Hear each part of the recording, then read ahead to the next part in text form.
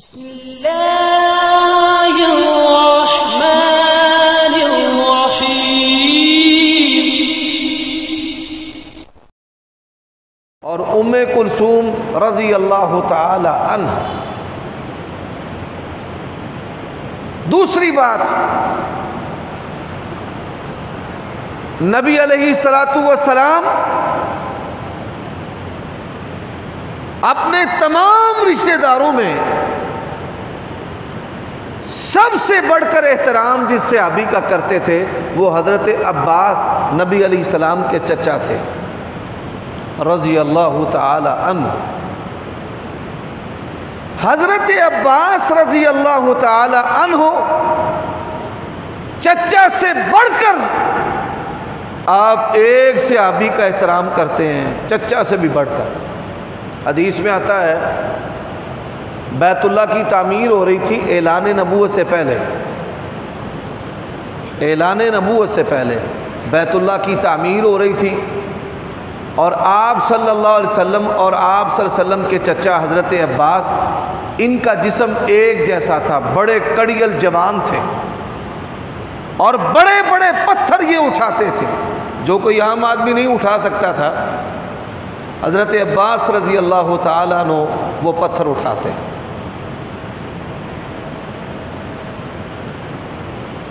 اور جو حضرت عباس سے پتھر نہیں اٹھتا تھا وہ نبی علیہ السلام اٹھاتے۔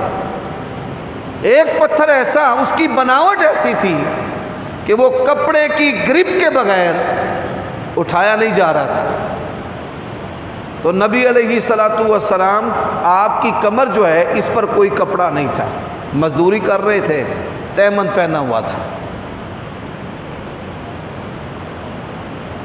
تو نبی علیہ الصلاۃ والسلام نے اپنے چچا سے پوچھا میں اسے کیسے اٹھاؤں؟ انہوں نے تہمت کی طرف اشارہ کیا کہ آپ اسے تہمت سے اٹھا لیں۔ یہ نبی علیہ السلام کے جو نبوت اور رسالت کے کمالات ہیں ان میں یہ چیز بھی شامل ہے۔ آپ صلی اللہ علیہ وآلہ وسلم فرماتے ہیں بیت اللہ کی تعمیر کے لیے جب پتھر اٹھائے جا رہے تھے اور وہ بڑا پتھر میں اٹھانے لگا، اور اس کو اٹھانے کے لیے جب میں نے اپنے تہمت کو اتارا تو اللہ تبارک و تعالیٰ نے مجھے بے ہوش کر دیا اور میں زمین پر گر گیا۔ نبی علیہ السلام کا ستر نہیں کھلا، آپ کی شرمگاہ کو اللہ تبارک و تعالیٰ نے ایک لمحہ کے لیے بھی بے پردہ نہیں ہونے دیا۔ اب یہ حدیث بیان کرنے کا مقصد کیا ہے؟ حضرت عباس موجود ہیں، نبی علیہ الصلاۃ والسلام نے اپنے تہمت کو اتارا۔ اب دوسری طرف رسول اللہ صلی اللہ علیہ وسلم ایک مکان میں بیٹھے ہیں، دروازے پر کون ہے؟ ابو موسیٰ الاشعری رضی اللہ تعالی عنہ۔ دروازہ کھٹکتا ہے،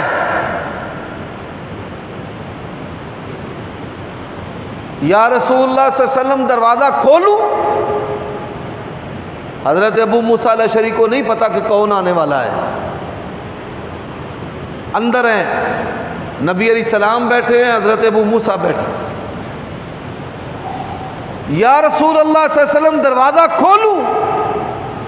فرمایا دروازہ کھول دے اور آنے والے کو جنت کی بشارت بھی دے دے۔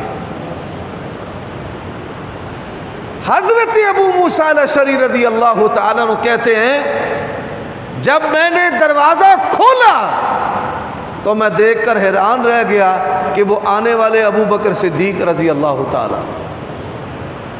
میں نے کہا ابو بکر، نبی علیہ الصلاۃ والسلام نے تجھے جنت کی بشارت دی ہے۔ رسول اللہ صلی اللہ علیہ وآلہ وسلم پیارے ابو بکر، پیارے ابو موسیٰ الاشعری رضی اللہ تعالیٰ، دروازے پر پھر دستک ہوتی ہے، یا رسول اللہ دروازہ کھولوں؟ فرمایا دروازہ کھول دے اور آنے والے کو جنت کی بشارت دے۔ ابو موسیٰ الاشعری رضی اللہ تعالیٰ عنہ فرماتے ہیں میں نے جب دروازہ کھولا تو میں یہ دیکھ کر حیران رہ گیا کہ وہ آنے والے عمر بن خطاب رضی اللہ تعالیٰ عنہ۔ حضرات یہ غیب کی خبریں اللہ تبارک و تعالیٰ اپنے نبی کو بذریعہ وحی عطا فرماتے ہیں۔ تلک من انباء الغیب نوحیھا الیک۔ دروازے پر پھر دستک ہوتی ہے۔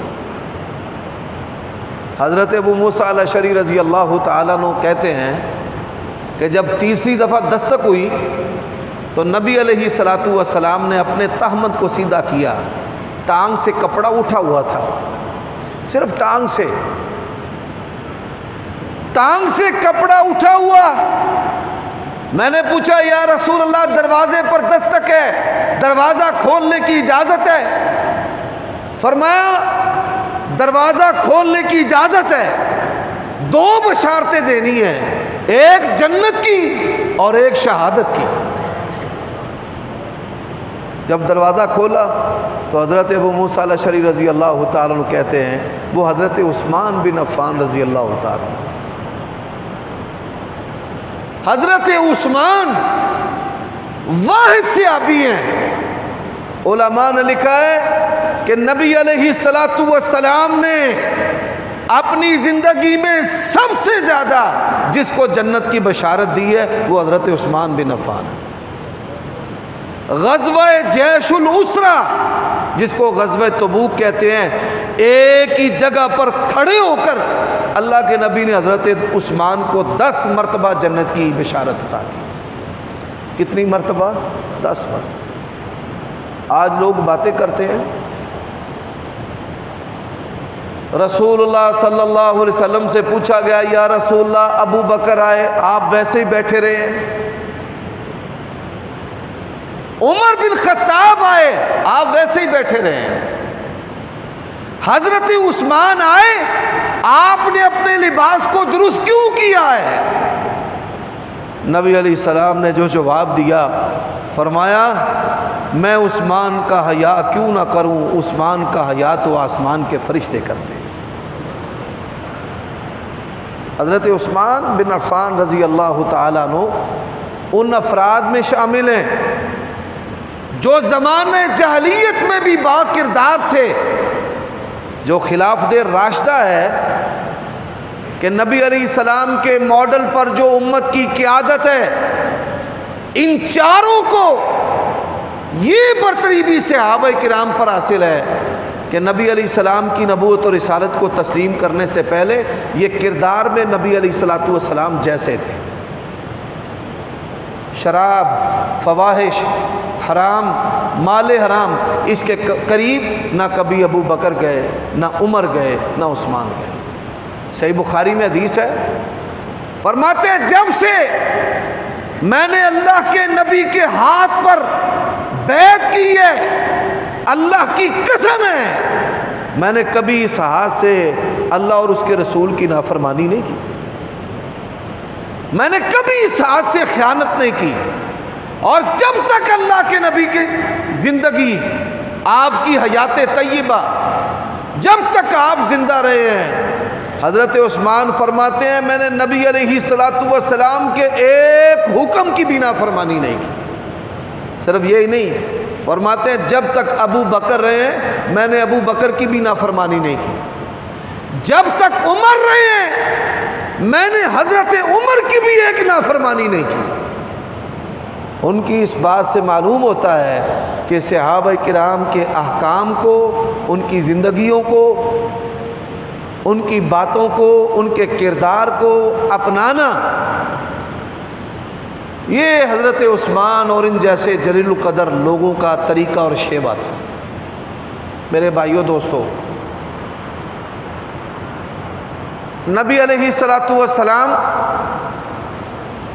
آپ حکمت والی باتیں، جیسے اللہ تعالیٰ نے آپ کو جوامع الکلم عطا کیے ہیں کہ بات لفظوں میں مختصر ہے، معنی میں انتہائی گہری ہے، اسی طرح آپ صلی اللہ علیہ وآلہ وسلم ایسی باتیں کرتے تھے حکمت والی. آپ کی تو ساری باتیں حکمت والی ہیں، لیکن کچھ خاص باتیں تھیں جو خاص صحابہ کرام سمجھتے تھے.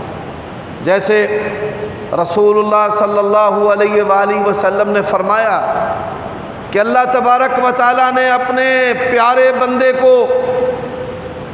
پرپوزل پیش کی ہے، دنیا میں رہ لو یا میرے پاس آ جاؤ. حضرات قرآن مجید کے الفاظ پر آپ غور کریں.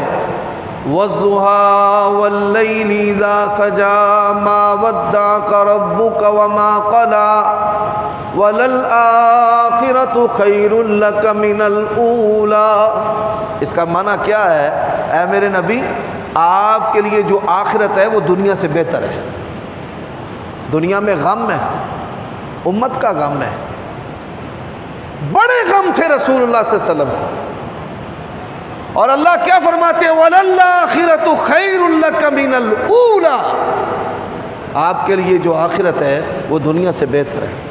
تو نبی علیہ الصلوۃ والسلام فرماتے ہیں میں نے آخرت کو، اللہ کے اس بندے نے آخرت کو پسند کر لیا. حضرت ابو بکر صدیق رضی اللہ تعالیٰ عنہ بیٹھے ہوئے تھے، انہوں نے رونا شروع کر دیا. اب ظاہری طور پر تو بات یہی ہے کہ دنیا اور آخرت کو پسند کرنا اچھی بات ہے. ابو بکر صدیق کیوں رو رہے ہیں؟ کہ وہ اس بات کی گہرائی کو سمجھ گئے کہ نبی علیہ الصلوۃ والسلام دنیا چھوڑ کر اپنے رب کے پاس جا رہے ہیں. ایسے ہی آپ صلی اللہ علیہ وآلہ وسلم نے حضرت عثمان سے کہا تھا کہ اللہ تبارک و تعالیٰ تجھے قمیض پہنائے گا، لوگ اتارنے کی کوشش کریں گے، اتارنا نہیں. وہ قمیض حضرت عثمان بن عفان رضی اللہ تعالیٰ عنہ کی خلافت تھی. اللہ تبارک و تعالیٰ نے ان کو یہ سرداری عطا کی، اور سازشیوں، بلوائیوں، سبائیوں نے ان کے خلاف جو محاذ آرائی شروع کی. آپ یہ سن کر حیران ہوں گے کہ لوگوں نے ان کے گھر کا محاصرہ کر لیا، اور سپاہی ان سے اجازت مانگتے رہے کہ آپ ہمیں اجازت دیں ہم ان کو قتل کریں.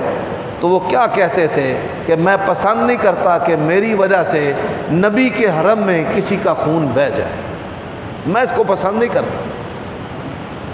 چھت پر تشریف لائے، فرمانے لگے ایک بات بتاؤ، جب لوگ تم مدینہ میں آئے، مدینہ میں تمہارے لیے پینے کا پانی نہیں تھا. جو لوگ سعودیہ میں رہے ہیں یا عرب امارات کے اندر رہے ہیں یا جزیرہ عرب کے کسی بھی ملک میں رہے ہیں، وہ یہ بات بخوبی جانتے ہیں کہ وہاں پانی کی قلت سب سے زیادہ ہے، اور وہاں پر پیٹرول جو ہے وہ سستا ہے اور پانی مہنگا ہے. حضرات جدید ذرائع ہونے کے باوجود، نالیاں بچھ جانے کے باوجود بھی پانی کی قلت ہے. اور اس دور میں آپ اندازہ کیجئے کہ آپ صلی اللہ علیہ وسلم کے دور میں اور صحابہ کے دور میں پانی کی قلت کا کیا عالم ہوگا. اب مدینہ میں مسلمانوں کے لیے پینے کے پانی کا کوئی ذریعہ، کوئی کنواں نہیں تھا. تو فرمانے لگے کون ہے وہ بندہ کہ جس نے پینے کے پانی کا کنواں جو ہے وہ خرید کر تم لوگوں کے لیے وقف کر دیا، مسلمانوں کے لیے. تو لوگوں نے کہا کہ آپ ہیں. فرمانے لگے پھر آج مجھے اس کنویں کا پانی کیوں نہیں پینے دیتے؟ وہ پانی مجھ پر کیوں بند کر دیا ہے؟ کربلا میں پانی کا بند ہونا دنیا میں مذہب بن گیا ہے، اور مدینہ میں ایک ماہ تک حضرت عثمان بن عفان رضی اللہ تعالیٰ عنہ کا پانی بند ہوا ہے، اور لوگ پھر بھی زبان درازیاں کرتے. فرمانے لگے مجھے یہ بتاؤ، آج جس مسجد میں تم نماز پڑھتے ہو، کس بندے نے مسجد کی جگہ خرید کر اس کی توسیع کی تھی؟ کون سا آدمی تھا؟ لوگوں نے کہا آپ ہیں۔ فرمانے لگے پھر آج مجھے اس مسجد میں نماز کیوں نہیں پڑھنے دیتے؟ آج جس غلبے کی بنیاد پر یہ تمہیں برتری حاصل ہوئی ہے، غزوہ تبوک اور جیش الاسرہ اور دیگر جنگیں، کہ جن کے اندر سواریاں، ہتھیار، اخراجات حضرت عثمان بن عفان رضی اللہ تعالیٰ عنہ دیا کرتے تھے۔ تو میرے بھائیوں دوستو، اللہ تبارک و تعالیٰ نے نبی علیہ السلام کے بعد جن ہستیوں کے ذریعہ اسلام اور مسلمانوں کو غلبہ، عزت، شان و شوکت عطا کی ہے، ان میں حضرت عثمان بن عفان رضی اللہ تعالیٰ۔ اور ایک مشہور حدیث ہے جو میں پہلے ایک دفعہ بیان کر چکا ہوں محرم کے دوران ہی، لیکن آج میں اسے پھر سنانا چاہتا ہوں۔ نبی علیہ السلام احد پہاڑ پر کھڑے ہوئے، اس نے ہلنا شروع کر دیا، فرمایا اس وقت جم جا، علیک نبی اللہ، تجھ پر اللہ کے نبی ہیں، وہ صدیق ہے، ابو بکر صدیق، وہ شہیدانی، دو شہید ہیں، ایک عمر بن خطاب رضی اللہ تعالیٰ عنہ۔ حضرت عمر بن خطاب بھی قرآن پڑھتے دوران نماز مصلی رسول پر شہید ہوئے، اور حضرت عثمان بن عفان رضی اللہ تعالیٰ عنہ بھی قرآن مجید پڑھتے جو ہیں وہ شہید ہوئے۔ فَسَيَكْفِيكَهُمُ اللَّهُ، یہ قرآن مجید کی آیات ان کی زبان پر تھی جب ان کو مظلومانہ شہید اور قتل کیا گیا۔ میرے بھائیوں دوستو، یہ وہ دو ہستیاں ہیں کہ جن کے ناحق قتل سے لے کر آج تک امت مسلمہ میں جو قتل و غارت اور فتنہ فساد ہے وہ رک نہیں سکا۔ رسول اللہ صلی اللہ علیہ وسلم نے قیامت کی علامات اور نشانیوں میں سے قتل کا کثرت سے ہونا یہ نشانی قرار دیا ہے، اور اس کا آغاز کہاں سے ہوا ہے؟ حضرت عمر بن خطاب اور حضرت عثمان بن عفان رضی اللہ تعالی عنہما کی شہادت سے۔ نبی علیہ السلام نے مشرق کی طرف اشارہ کیا کہ وہاں سے فتنے رونما ہوں گے، اور آپ یہ سن کر حیران ہوں گے کہ حضرت عمر بن خطاب، عثمان بن عفان، علی المرتضیٰ، حضرت حسن و حسین رضی اللہ عنہم، ان کی جو شہادتیں ہوئی ہیں اور ان کے خلاف جو افراد اور جو تحریکیں کھڑی ہوئی ہیں وہ مدینہ کے مشرق سے کھڑی ہوئی، اور آپ یہ سن کر بھی حیران ہوں گے کہ جتنے بھی اسلامی حکمران آئے ہیں دو حاکم ایسے ہیں کہ جن کے حاکم بنتے کسی ایک فرد و بشر کو بھی اختلاف نہیں تھا۔ ایک حضرت عمر بن خطاب رضی اللہ تعالی عنہ اور دوسرے حضرت عثمان بن عفان رضی اللہ تعالی عنہ۔ حضرات، حضرت عثمان بن عفان رضی اللہ تعالی عنہ یہ ان افراد میں شامل ہیں کہ جن کا نام اہل بیت کا پسندیدہ نام ہے اور جن کی شخصیت اہل بیت کی پسندیدہ شخصیت ہے۔ حضرت عبداللہ ابن عمر رضی اللہ تعالی عنہما، ان سے پوچھا گیا نبی علیہ السلام کے بعد کون افضل ہے؟ انہوں نے کہا نبی علیہ السلام کے بعد افضل ابو بکر ہے۔ ثم، پھر کون ہے؟ انہوں نے کہا عمر بن خطاب ہے۔ پھر کون ہے؟ انہوں نے کہا عثمان ہے۔ حضرت علی سے پوچھا گیا، حضرت علی سے، کہ آپ بتائیے پوچھنے والا کون ہے؟ حضرت علی کا بیٹا محمد۔ حنفیہ حضرت علی کی بیوی ہیں، اور حنفیہ کے بطن سے حضرت علی کا بیٹا پیدا ہوا جس کا نام محمد بن علی ہے۔ حضرت حسن و حسین کے بھائی محمد بن حنفیہ، ان سے پوچھا گیا آپ بتائیے محمد بن حنفیہ کس سے پوچھ رہے ہیں؟ اپنے والد حضرت علی سے پوچھ رہے ہیں کہ نبی علیہ السلام کے بعد افضل کون ہے؟ انہوں نے کہا نبی علیہ السلام کے بعد افضل ابو بکر ہے، پھر عمر ہے، پھر عثمان ہے۔ آپ کا کیا درجہ ہے؟ بیٹے نے پوچھا اپنے باپ کو. تو حضرت علی رضی اللہ تعالیٰ عنہ عاجزی کرتے ہوئے کیا کہنے لگے؟ میں تو عام مسلمانوں میں سے ایک بندہ ہوں. میرا کیا درجہ ہونا ہے میرے بیٹے؟ میں تو عام مسلمانوں میں سے ایک بندہ ہوں. اور لوگوں نے بڑی کہانیاں بنائی ہیں عداوت اور دوری اور دشمنی کی. ان ساری کہانیوں کو سبوتاز اور ختم کرنے کے لیے یہی بات کافی ہے. حضرت فاطمہ کے بطن سے حضرت علی کے 3 بیٹے تھے. آپ نے 2 تو سنے، حسن حسین. تیسرے بیٹے کا نام محسن تھا، یہ بچپن میں ہی فوت ہو گئے. 2 بیٹیاں تھیں، ایک ام کلثوم اور ایک زینب. حضرت فاطمہ کی اولاد کی تعداد 5 ہے، 3 بیٹے اور 2 بیٹیاں. حضرت علی نے ان کی وفات تک کوئی دوسری شادی نہیں کی. جب یہ فوت ہوئی ہیں تو حضرت علی نے شادی کی ہے.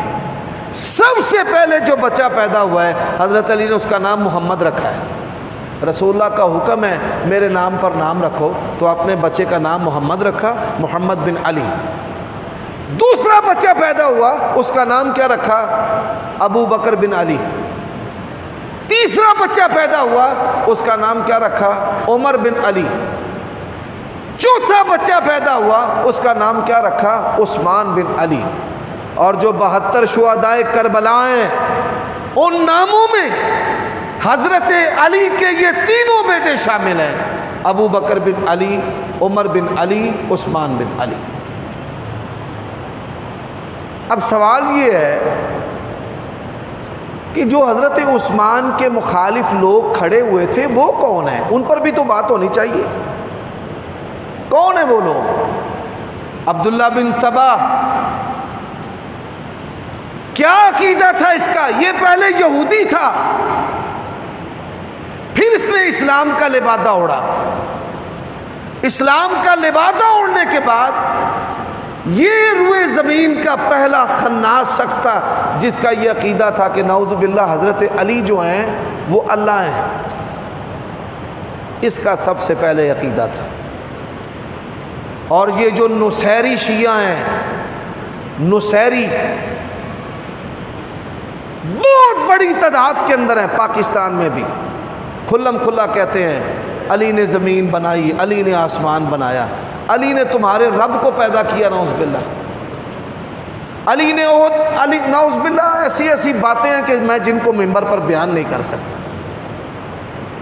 قصہ مختصر، حضرت علی کے الہ اللہ ہونے کا جو عقیدہ ہے، یہ وہ لوگ تھے جو حضرت عثمان کے دشمن تھے.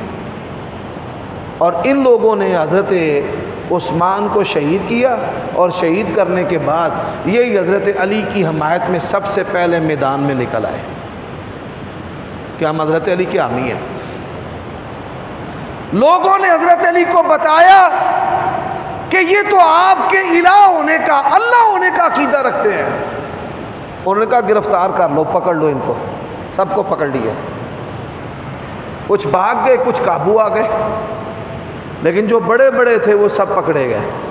صحیح بخاری کے اندر حدیث ہے، حضرت علی رضی اللہ تعالیٰ عنہ ان کو 3 دن تک سمجھاتے رہے کہ میری بیویاں ہیں، اللہ کی بیوی نہیں ہے، میری اولاد ہے، اللہ کی اولاد نہیں ہے. حضرت علی رضی اللہ تعالیٰ عنہ کے 13 بیٹے تھے ماشاءاللہ.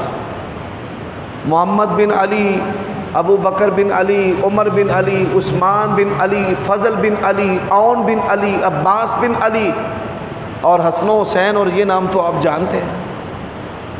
انہوں نے اپنے چچا کے نام پر بھی نام رکھا، اپنے بھائیوں کے نام پر بھی نام رکھا. جعفر، حضرت علی ان کے بھائی کا نام تھا، اپنے بیٹے کا نام بھی جعفر رکھا، جعفر بن علی. حضرت علی رضی اللہ تعالیٰ عنہ ان کو کہتے ہیں، اللہ کی شان کیا ہے؟ قل هو اللہ احد اللہ الصمد لم یلد ولم یولد. اللہ کے ماں باپ بھی نہیں ہے، اللہ کی اولاد بھی نہیں ہے. میرا باپ ہے ابو طالب، میری ماں ہے فاطمہ، میری بیویاں ہیں، میری اولاد ہے، میرا دشمن مجھ پر غالب بھی آیا ہے، میرے بدن پر زخم ہے، زخموں کے نشانات ہیں، میں کھاتا ہوں، پیتا ہوں، سوتا ہوں، جو بشری اوصاف ہیں وہ میرے اندر ہیں۔ 3 دن تک ان کو سمجھاتے رہے۔ اللہ عرش پر مستوی ہے، میں زمین یہاں پر ہوں۔ آپ نے کہا آگ جلاؤ، آگ جلائی گئی، بطور عبرت کے کہا ان کو آگ میں پھینکو۔ ان کا مقصد تھا کہ یہ ڈر جائیں اور توبہ کر لیں۔ جب ان کو آگ میں پھینکنے لگے، آپ ان کی ذہنیت کا اندازہ کریں، جب آگ میں پھینکنے لگے تو پوچھا توبہ کرتے ہو یا نہیں کرتے؟ کیا کہنے لگے؟ کہنے لگے پہلے تو ہمیں شک ہوتا تھا کہ آپ اللہ نہیں ہیں، اب ہمیں یقین ہو گیا کہ نعوذ باللہ آپ اللہ ہیں۔ اور بدبخت ہو، اب تمہیں یقین کیوں ہو گیا ہے؟ کہتے ہیں جی آگ سے جلانا اللہ کا کام ہے، آپ ہمیں آگ سے جلا رہے ہیں اس لیے آپ اللہ ہیں۔ تو میرے بھائیوں دوستو، یہ تب سے فتنہ چل رہا ہے اور آج تک امت کے اندر موجود ہے۔ حضرت علی کو اللہ بھی کہتے ہیں اور حضرت عثمان کو، عمر کو، ابو بکر کو گالیاں بھی دیتے ہیں، نعوذ باللہ۔ ان کا اسلام کے ساتھ دور کا بھی تعلق نہیں۔ اسلام وہ ہے کہ جس کی اساس اور بنیاد 5 ارکان پر ہے، قرآن پر ہے، سنت پر ہے، اور پورے کے پورے اسلام کی جو بنیاد ہے وہ ابو بکر، عمر، عثمان، علی اور صحابہ کرام پر ہے، جنہوں نے اس کو محفوظ کر کے ہم تک پہنچایا ہے۔ اللہ تعالیٰ جب تک زندہ رکھے ان کی محبت پر اور ان کی محبت پر موت نصیب فرمائے۔ وآخر دعوانا الحمدللہ۔